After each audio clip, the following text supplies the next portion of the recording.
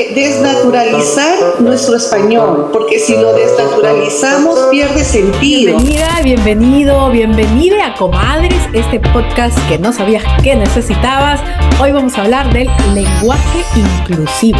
¿Por qué importa? ¿Por qué no es un atentado contra la lengua? ¿Y por qué es tan demonizado como parte de una supuesta ideología malévola? ¿Qué hay detrás de todas estas manipulaciones? Hola, comadre. Hola, comadre, y por supuesto, como estamos en el Perú, toca hablar nuevamente de la congresista pastora evangélica Milagros Jáuregui, ya una caserita, porque es una de las principales impulsoras de una batalla mediática contra el lenguaje inclusivo. Su proyecto de ley para eliminarlo, lo único que traerá es un nuevo gasto innecesario, como si necesitáramos más, y una equivocada aproximación al tema. Así que queremos empezar planteándoles las preguntas que creemos son interesantes y que ustedes se pueden plantear a sí mismos. Por ejemplo, ¿a ti te molesta, te incomoda cuando alguien usa un lenguaje inclusivo y te has preguntado por qué te incomoda? Y no la primera respuesta que te venga, sino por qué de esa respuesta y por qué y qué hay más atrás. Y realmente el Congreso ha aprobado una ley para eliminar el lenguaje inclusivo de los textos escolares, como he leído ahí algunos titulares. ¿Y qué hay detrás del abordaje mediático de esta noticia? Y sobre todo, ¿qué hay detrás de esta ley?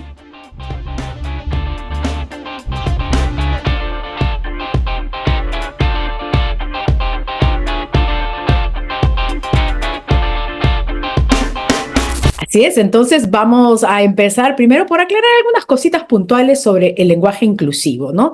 ¿Dónde, cuándo nació esta necesidad? ¿Por qué es normal que a algunas personas les tome cierto tiempo acostumbrarse? ¿Y por qué es posible que a algunas personas les incomode mientras sucede este cambio? Pero sobre todo, ¿por qué usarlo es tan importante? El origen exacto no se conoce porque se trata pues de algo que ha surgido a través de los movimientos sociales, probablemente se inició con los movimientos del feminismo y lo que busca en realidad es sentar una posición política con respecto a la dominación que por siglos ha tenido todo lo masculino por sobre lo femenino, en todo.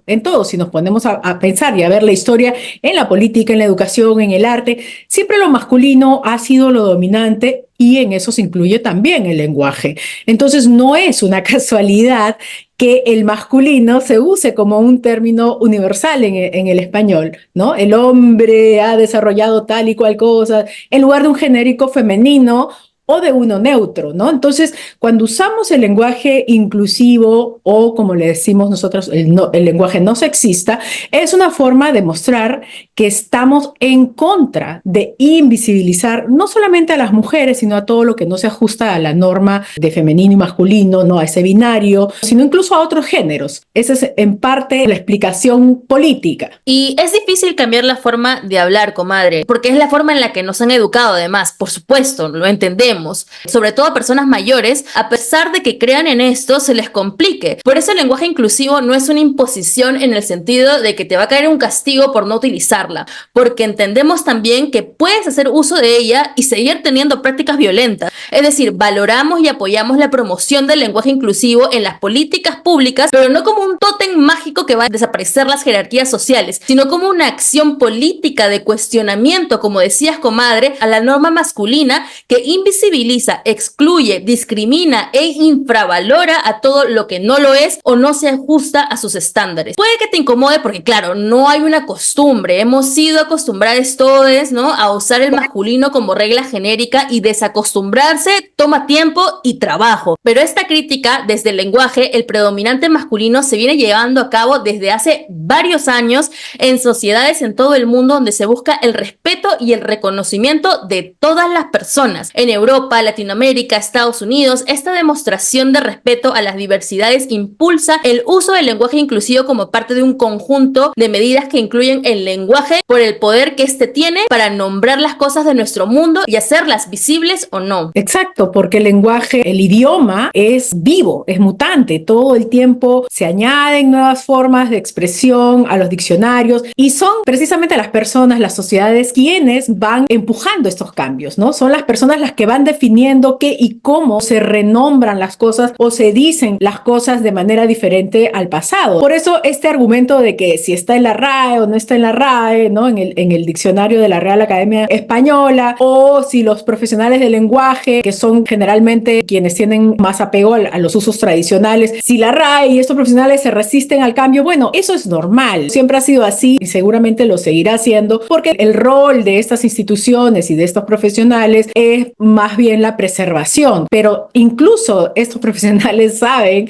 que el lenguaje es dinámico y que va a ir cambiando de acuerdo a los hablantes. Entonces, primero son las sociedades las que hacen los cambios y los diccionarios vienen por detrás luego para ponerse al día en estos usos. Por eso es una tontera en realidad decir de que porque la RAE no lo acepta no debe utilizarse. El lenguaje inclusivo, que es el que desdobla el masculino genérico cuando se hace referencia a más de un género, es una forma de prestar atención, de reconocer y de pronunciarse en contra de esas brechas por dominación masculina y del reconocimiento de otros, como vamos a ver más adelante en el programa. Y si te has topado con titulares como este y te has preguntado qué realmente va a cambiar con la aprobación de esta ley, acá te lo vamos a contar, pero como siempre lo hacemos, sin manipulación de por medio. Empecemos con los datos que sí son ciertos. La ley 28983 propone la modificación de la ley de igualdad de hombres y mujeres aprobada en 2007 y que en su artículo 4 habla de incorporar y promover el uso del lenguaje inclusivo en todas las comunicaciones escritas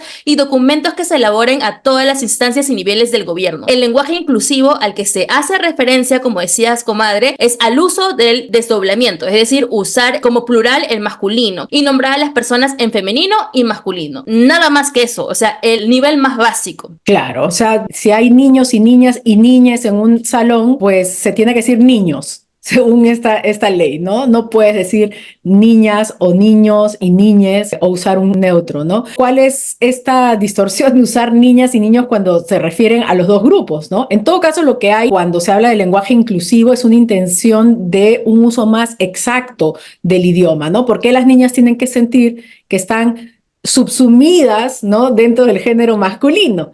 Imaginen que fuera al revés, que para nombrar a los dos grupos, no sé, digamos si estamos hablando de niños y niñas, que dijéramos, por favor, todas las niñas por aquí, ¿no? Y que los niños tuvieran que sentirse subsumidos en esa categoría como universal. Más bien, consideramos que la distorsión es meter a las niñas, niños y niñas en el mismo genérico masculino, pero claro, como llevamos tanto tiempo haciendo esto, escuchando esto, para algunas personas se hace muy difícil darse cuenta que esa es la verdadera distorsión y que es momento de cambiarla. Otro tema muy importante que toca la congresista Pastora, ella dice que se trataría de abuso infantil. Dicen ahora muchos estudiantes con problemas de concentración, por ejemplo. Si a esto le vamos a añadir que tengan que expresarse de una manera forzada, pues me parece que es más un abuso pero infantil.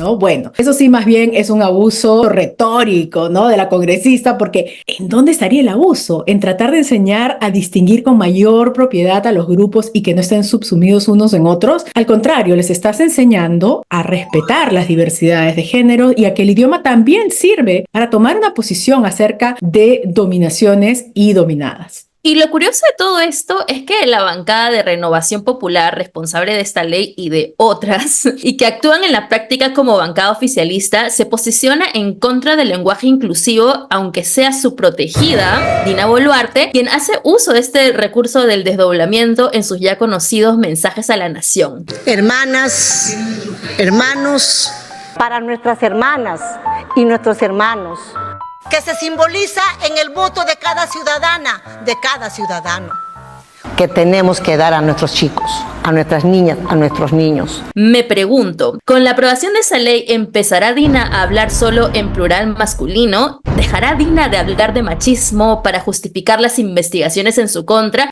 Es el machismo.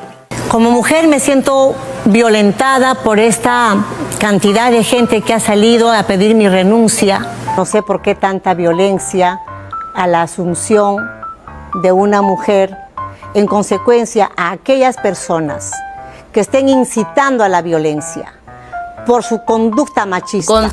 Porque al final todo esto del machismo y el lenguaje inclusivo son cosas de la temida ideología de género. No quiero ser mal pensada, comadre, pero ¿será que solo usan la perspectiva de género cuando les conviene? Así es, comadre, y estoy contigo. Yo creo que hay suficientes antecedentes para ser mal pensados, sobre todo en los usos políticos que se hace de estos conceptos, ¿no? Pero sigamos con los argumentos que usa la congresista pastora evangélica Milagros Jáuregui para proponer esta ley. Ella, como siempre, habla de la protección a las infancias. Sí, es una ley que nace con el deseo de proteger a los niños y ayudarlos a que tengan un buen desarrollo académico. Este parece ser su único recurso para justificar su desempeño congresal, porque claro, ¿quién en su sano juicio podría estar en contra de algo que supuestamente protege los derechos de las infancias? Esto le sirve a la congresista para no solo no tener que sustentar sus proyectos, sino también para difundir información falsa. Que no debemos de desnaturalizar nuestro español. ¿Qué? Porque si lo desnaturalizamos pierde sentido. Está bien, pero por otro lado está mal, pero está bien. Hablando de los argumentos o pseudoargumentos, vamos a decir, que utiliza esta pastora, para empezar, ella no cita ningún estudio científico que sustente que, según ella, aprender a hablar de manera inclusiva va a afectar de manera negativa el desarrollo académico de niñas, niños y niñas. ¿Y por qué no lo cita? Porque no existen, pues. O sea, no existen, no se sostienen bajo ninguna lógica. Y el otro argumento que utiliza es el que se van a confundir porque en casa hablan de una manera con sus padres y luego cuando vayan a la escuela, entonces les están enseñando otro modo, ¿no? Y está bien que en sus casos les enseñen lo que padres, madres desean, pero en la escuela se tienen que ampliar los horizontes y los conocimientos y enseñarles a vincularse socialmente y en ese vínculo aprender que el género masculino no es el que debe ser el dominante, ni en el idioma, ni en ninguna otra cosa. Entonces, ¿cómo va a decir que a las infancias les afecta estudiar en un lenguaje que no es el suyo? Nosotros creemos que la única manera que los niños puedan aprender tranquilos es si no se les fuerza a estudiar en un lenguaje que no es el suyo. Eso tendría sentido si estuviéramos hablando de una ley que propone fortalecer, no sé, la educación en lenguas originarias, por ejemplo, ¿no? Porque si fuera así, nosotras las comadres celebraríamos esta iniciativa porque por supuesto que creemos en una educación intercultural. Pero Milagros, nuestra amiga Milagros, no se refiere a eso porque realmente no le preocupa que haya niñas y niños estudiando en una lengua que no es su lengua materna, ni le interesa la conservación de nuestras lenguas originarias. Le interesa conservar una única forma de hablar el castellano, la que hace uso del plural masculino. Viéndolo así, hasta parece un capricho, de verdad. Lo que hay acá, comadre, es una disputa de poder por el uso del lenguaje. Hay una intención de mantenerlo como dicta el patriarcado, blanco y masculino, y no es por nada que siempre se escudan en lo que dice la RAE, como decías. Para estas personas es un peligro que se reconozcan las niñas y a las adolescentes en el uso del lenguaje, ni hablar que se reconozcan todo lo que existe fuera de la norma, porque a pesar de que digamos que lo que no se nombra no existe, y esto va para Milagros Jáuregui y toda Renovación Popular, sí existimos y seguiremos existiendo, nos nombren o no nos nombren. El problema no es nuestra existencia, el problema es malgastar el dinero público para promover no solo una educación sexista y discriminatoria, sino también salud pública y un sistema judicial que no comprende las diferencias y las desigualdades, que humaniza solo a quienes se adecúan a la norma y a sus valores religiosos. ¿Ven lo peligroso que es esto? Totalmente, y por eso nosotres existimos y tomamos una postura política para decirlo a través del lenguaje, y queremos que niñas, adolescentes de nuestro país también crezcan sabiéndose incluidas desde el lenguaje y por supuesto en políticas públicas que ayuden más bien a desterrar este tipo de distorsiones machistas, sexistas, que no solo se expresan a través del lenguaje, sino que son un reflejo en el lenguaje de una realidad cruda en la que lo masculino sigue teniendo predominio en todo ámbito, violentando desde el lenguaje y en la sociedad los cuerpos y existencias de mujeres, niñas y adolescentes. Y por eso, a las comadres, este proyecto de ley sexista, machista, no va. Y así cerramos entonces el segundo episodio de Comadres, el podcast que no sabías que necesitabas. Te invitamos a ver nuestro episodio piloto, en donde hablamos más también sobre Jáuregui, por si todavía no sabes de qué se trata el proyecto, y que compartas este video para multiplicar el comadreo. Y también puedes dejarnos tus comentarios. ¿Qué piensas? Ya nos has oído, queremos escucharte también. Nos interesa saber qué es lo que tú piensas sobre estos temas. Síguenos en nuestras redes sociales, @suignris y @cisnerosmendezclao, y mantente cerca porque se viene más comadreo. Chao, comadre.